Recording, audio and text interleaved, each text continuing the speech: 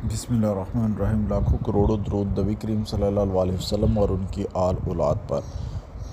9 मई को लाहौर के अंदर जो कोर कमांडर हाउस में जो वाक़या पेश आया, जो पाकिस्तान की तारीख़ का एक बदतरीन वाक़या पेश आया, उसके बारे में जो एक बड़ी मशहूर ऑडियो चल रही है वो सुनाते हैं आपको। लेकिन उससे पहले हमारे चैनल सोशल अफेयर टीवी को सब्सक्राइब करें, वीडियो को लाइक करें, ताकि आपके और हमारे दरमियान आने वाली हर नई वीडियो का ताल्लुक जुड़ा रहे। मैं जिन अपने कोर्समेट्स को मिला हूँ ना, वो सारे तो लाहौर में सर्व कर रहे हैं। वो कह रहे हैं कि जी सारा का सारा चीज़ ऑर्केस्ट्रेट की गई थी। जनरल साहब को इन्होंने इंटेलिजेंस बताई नहीं है, दिया ही नहीं, बताया ही नहीं कि जी क्या हुआ है। और जीएसएफ गायब हो गई है, क्यूआरएफ गायब हो गई है, डीजी रेंजर गायब हो गया है, जीओसी 11 डेव गायब हो गया है, इसका अपना चीफ ऑफ स्टाफ गायब हो गया है। इसके साथ सलमान के साथ एंड पे वो कहते हैं एक एमटीओ यानी कि आपका जो ट्रांसपोर्ट ऑफिसर एएससी का होता है वो था, एक मेजर साहब, एक इसका कर्नल स्टाफ भागा भागा आया है, वो इत्तेफाक से पीछे रहता था शलवार कमीज में, और दो और कोई ऑफिसर थे, एक इसका स्टाफ ऑफिसर था और एक और था। इन्होंने 15-20 मिनट निगोशिएट किया इन लोगों के साथ, और कहते हैं फिर बाद में वो शुरू में कहते हैं, बल्कि शुक्र है कि शुरू के जो 4-5 लड़के पीटीआई के अंदर पहुंचे हैं वो पठान थे। तो कहते हैं उनमें से एक ऑफिसर जो था, मेजर जो था, ही वॉज अ पठान, तो उसने उनसे पश्तो में बात की। उसने कहा कि यार अंदर बेटियां हैं और बहनें हैं। तो वो कहता है वो फिर पीटीआई वालों ने लोगों को थोड़ा पीछे किया है। उन्होंने कहा कि जनरल साहब हम आपको कुछ नहीं कहेंगे, बट आप निकलें यहाँ से। बट जनरल साहब रिफ्यूज। फिर इन्होंने इवेंचुअली कहते हैं पीछे से तोड़वाया है, दीवार तोड़वाई है। कहते हैं अंदर उनका एक कुक था, एक ड्राइवर था, और एक आधा कोई और जो ना अंदर गार्ड सेंट्री था जो रह गया था। पूरी की पूरी यूनिट जो 58 फील्ड बटालियन है, जो उसकी जो 75 लोगों की गार्ड होती है, वो गायब हो गई थी। क्यूआरएफ गायब हो गई थी। वो कहते हैं पीछे से डीजी रेंजर्स को इसने फ़ोन किया, एसपी को फ़ोन किया, किस बंदे ने फ़ोन नहीं उठाया।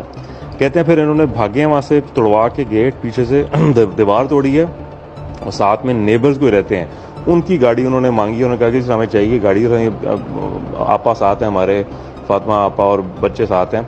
उन्होंने फिर गाड़ी दी इनको। कहते हैं 2 सिविलियन गाड़ियों में ये अपने पजामों ट्रैक सूट में वहाँ से कोर हेड क्वार्टर पहुँचे हैं। और कहते हैं कोर हेड क्वार्टर पहुँचने के बाद, कहते हैं जी उसके कुछ घंटे के बाद सीओएस जो होता है, चीफ ऑफ स्टाफ इनका होता है, ब्रिगेडियर जो है वो आया है, और बाकी जीओसी वगैरह पहुंचे हैं। और उसके बाद तब तक सब कुछ हो चुका था, तब तो घर घुस चुके थे, उन्होंने तोड़ फोड़ करनी स्टार्ट कर दी थी। And that is the story. So भाई ये सारी की सारी जो ऑर्केस्ट्रेट हुई है ना, ये बहुत ऊपर लेवल पे हुई है। ये ऊपर से ये बिल्कुल आंटी सही कह रही हैं कि ये जो चीफ है उसने बेसिकली ऑर्केस्ट्रेट कराई है through his own favourite officers. GOCs दोनों उसके साथ मिले हुए थे। आपका जो चिड़ियाघर के पास एक बहुत बड़ा सेटअप है ऑफ द इंटेलिजेंस, वो इन्वॉल्व था। क्योंकि अदरवाइज क्यूआरएफ आपकी कैंट में इतनी क्यूआरएफ खड़ी होती हैं, मतलब यू कांट इमेजिन, हर थोड़ी सी देर के बाद आपकी क्यूआरएफ खड़ी होती है। क्यूआरएफ एटलीस्ट 30 से 35 बंदा होता है, और एक ऑफिसर डिटेल्ड होता है। और इस तरह की सिचुएशन में तो डेफिनेटली इमरजेंसी डिक्लेयर हुई होती है। प्लस पुलिस वाला कोई नहीं था। मतलब ये वो जगह है कोर कमांडर हाउस के सामने से, अब यू टर्न करते हुए आप अगर 5 सेकंड लगा दो तो वहां पर इंटेलिजेंस वाले आ जाते हैं। जी आप क्या कर रहे हैं, आप खड़े हुए। मॉल ऑफ लाहौर के सामने आप खड़े नहीं हो सकते, वहां पर आपके इंटेलिजेंस वाले नॉर्मल डेज में खड़े होते हैं। एमपी खड़ी होती है। ये it's an orchestrated complete attack है भाई। ये this is a fucked up situation. और कल उनको मैं जो अपने कोर्समेट्स को मिला हूँ, वो तो यार मतलब पठान है, ऊपर से 2 मतलब करनैल सर्विंग इन लाहौर। वो कहते हैं कि पहनचोद ये ऊपर वालों ने मजाक बनाया हुआ है, अल्लाह खैर रखे। बट वो I don't know what's going to happen. बड़ी इंटरेस्टिंग जो बात है, which is the timeline of his resignation and firing. वो कहते हैं जी रात 9 बजे इसको उन्होंने कमांड से हटा दिया था जनरल साहब को, विच मीन्स कि एजी ब्रांच ने रात को 9 बजे, यानी कि अब ये मतलब 6 बजे 5 बजे हुआ ये सारा कुछ, और 9 बजे उनका डिसीजन था कि जी इसको आपने फायर, इनको जीएचक्यू बुला लिया वापस, ठीक है। और अच्छा, बिफोर ही लेफ्ट जनरल साहब, before he left core headquarter में इसने बुला के कोर इंटेलिजेंस वालों और बाकी सारों को, एक तो खैर उनकी पतलून उतारी, but at the same time ही ऑर्डर एन ऑफिशियल इंक्वायरी। वो ऑफिशियल इंक्वायरी इन्होंने आगे जाने ही नहीं दी है। वो कहते हैं जी जो आपका जो एजी ब्रांच थी उसने इनको कहा कि जी nothing doing, you come straight to GHQ. 2 दिन वहां पर रखा है इनको, आपा वगैरह यहाँ पर रही हैं, इनकी जो मिसेज वगैरह, और उसके बाद उन्होंने उसको रात को उसकी कमांड रिलिंक्विश करा दी थी। Specifically because he had order an inquiry कि हुआ क्या है, ये गायब कहाँ हुए हैं सारे। इसका मतलब है कि अब वो no one is going to find out कि एग्जैक्टली क्या हुआ था, because they are hiding something. अगर इनको इतना शौक होता तो ये इंक्वायरी चलने देते, इनको इतना शौक होता अगर अपनी वो साथ करने का रखने का, तो इंक्वायरी चलने, इन्होंने इंक्वायरी नहीं होने दी है। इन्होंने कहा कि जी in 3 to 4 hours he was fired, basically remove from his post and then he was asked to resign. So ये बड़ी एक लंबी स्टोरी है और ये बहुत बड़ा कवर अप है। और अच्छा, a lot of people are now saying फौज के अंदर कि ये इरादा इनको ये नहीं था कि सिर्फ कोर कमांडर घर के अंदर तोड़वाएंगे, इनका इरादा था कि कोर कमांडर की फैमिली या कोर कमांडर को खुद इन्होंने शहीद करवाना था, ताकि PTI would have been completely जो है ना disbanded as a terrorist organisation. But वो अल्लाह का करना था या मतलब जनरल साहब की अपनी वो, अच्छा पहले जनरल साहब आपा ने और जनरल साहब ने 15 मिनट उनको कहा कि बेटा हम आपको चाय बना के देते हैं, आप बैठो यहाँ पर आके हमसे बात करो। और बाय दैट टाइम खैर एनीवे सिचुएशन निकल चुकी थी। सो उनकी अल्लाह ताला ने उनको बचाया है और उनकी इज्जत रखी है। So it's a very very serious situation and the trust in the top tier is now completely eroded. मुझे नहीं पता कि कैसे चल रही है इस वक्त फौज जो है, क्योंकि ऊपर वाला जो भाईजान जो हमारे जो इमाम साहब बैठे हुए हैं उनके बारे में तो जो कल वो जो 3-4 करनैल बात कर रहे थे, आप सोच के हैरान हो जाते हो कि बहनचोद हाउ इज दिस यूनिट और this command working. But anyway Fatima से बात हुई है आज बड़े दिनों बाद। मुनीब की वो तो बात ही नहीं कर रही थी ना, इससे कि वो तो मियाँ बच्चे तो मेरी खाला के घर आ गए थे। तो फातिमा ने बताया कि ये जब एंटर हुए तो सलमान भाई भी घर में थे, ये भी थी, खतीजा भी और इब्राहिम भी, दोनों बच्चे और माँ बाप। तो जब वो एंटर होती ना, आगे होके लड़का आया और बिल्कुल फातिमा के, ये लोग यूँ लाउंज में थे। सलमान, अच्छा मेरा ख्याल था सलमान भाई घर में नहीं थे, सलमान भाई भी थे। और सलमान भाई ने सारे जो जनरल और उनको फ़ोन किया, किसी ने फ़ोन नहीं उठाया। ये हरामज़ादे आसिम मुनीर ने करवाया है और हर जगह फ़ोन किया। तो ये घर में आराम से बैठे हुए थे, मतलब आराम से इस तरह बैठे थे कि इनको पता था हालात ख़राब हो रहे हैं।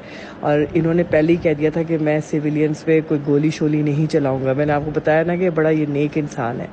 तो वो कहती है कि वो एकदम से जब लोग एंटर हुए तो अंदर यूँ कमरे में आए तो मुझे कहती है मैं तो आप बैठूंगी, अब कल जाना है इसके घर। अब 2-3 दिन तो हम गए ही नहीं कि सब लोग जा रहे थे। तो अब मेरी खाला ने कहा कि अब सब आ रहे हैं तो तुम लोग क्यों रुके हुए हो। तो आज मुनीब से उसने लंबी बात की है फातिमा ने।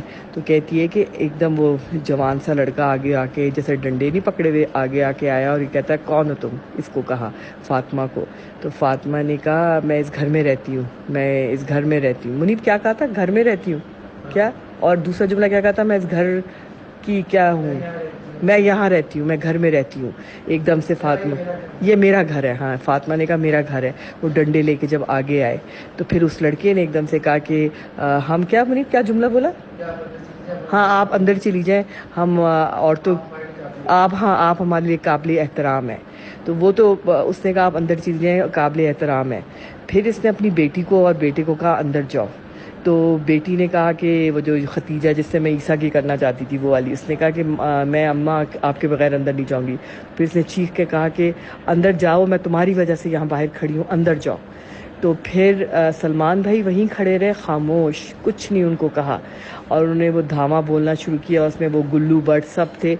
कोई फ़ौज का जो इतना बड़ा कोर कमांडर जिना हाउस में रह रहा है और कोई फ़ौज नहीं पहुंची। उसने सलमान भाई ने सब तरफ फ़ोन किए, किसी ने जवाब नहीं दिया।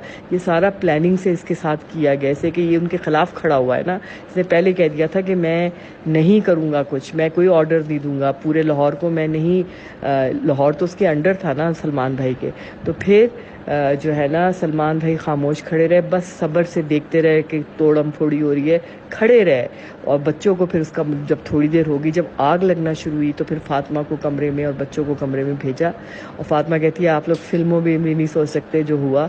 और फिर उसके बाद पीछे सीढ़ी लगा के महरीन आपा, जो अता बंदयाल की बहन है ना, जो इसकी फुफो की बेटी है और उसकी बेटी की समधन है, सीढ़ी लगा के पीछे उनकी दीवार मिलती है ना जिना हाउस से, तो वो उतरे महरीन आपा के घर बच्चे और फातिमा। जब आग लगी सलमान भाई अंदर ही रहे और सलमान भाई ने बस ये कहा था कि मैं अगर मेरे बच्चों पे हाथ डाला तो फिर मैं कोई एक्शन लूँगा। घर में तो असला बहुत था लेकिन खामोश खड़े रहे कि मैं पहले ही कह चुके थे ना वो आसिम मुनीर को कि मैं नहीं कुछ हरकत में आऊँगा, मैं अपने लोगों को नहीं मारूँगा।